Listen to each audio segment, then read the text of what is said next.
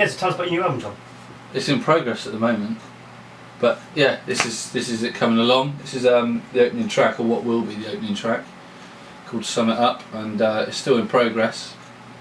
But I don't know what would you like me to tell you about it. You want to give us a little play? Yeah, we've had some bass parts done on it today by a guy called Jack Shanorsi, I think I pronounced it right.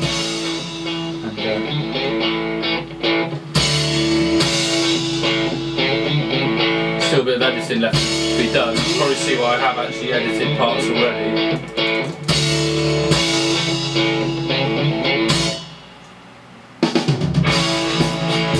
The drums are done by Wes Bennett. So some of you may know him from Black Sanctuary and the TC House Band.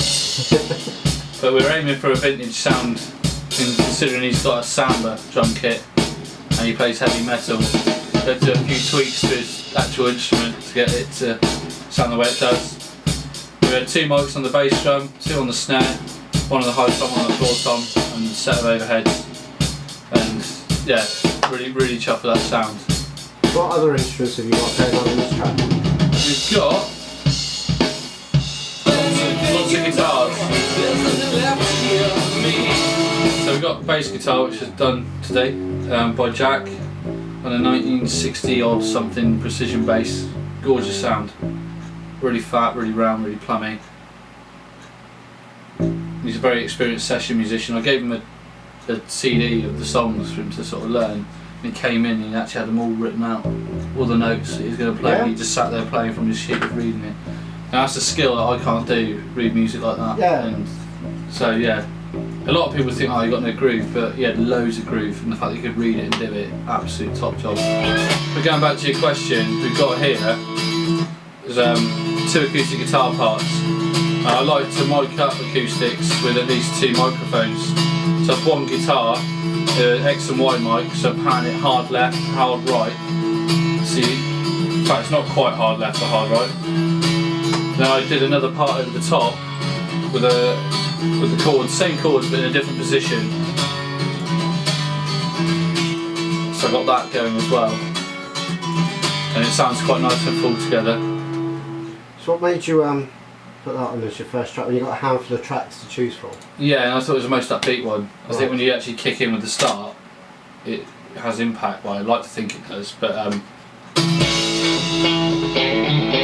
straight away, like, alright, that's what I think anyway.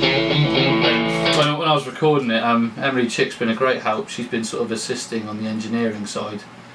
Whilst I've been in there doing the takes, she's been pressing the record, getting the routing done to make sure we don't record over a track I've just done or sets up another track. And you get a good reaction by her sort of being sat there doing this, right, bopping her head. You think, okay, if people are bopping their heads or tapping their feet, then that's a good thing. But yeah, that's what would be track 1. And this guitar, I love it. It's so versatile. You get a bit of a country sound. Same instrument. How does that sound in the with the rest? With the rest, From the same notes, sir. Running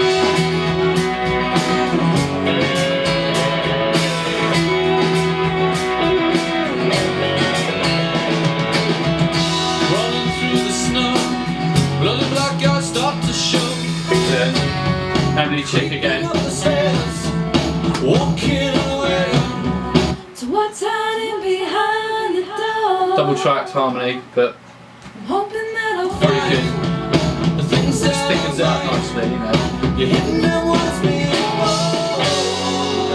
The one that I'm probably the most chuffed with, I have no idea where it came from, but the story behind it is, I often say my other half's dog, Biscuit, is the co-writer of this. But he's a bit odd, he's filming the clock. You're boring me. Alright. I always tell myself, keep an open mind. And actually, to keep an open mind is one of the hardest things in the world you can ever do. Yeah. Because everyone has an opinion. Everyone thinks their opinion's better than everyone else's opinion. And so to do it, but the Telecaster was there. I wanted the country sound that I kind of like, and I think it works. I think it suits pretty well.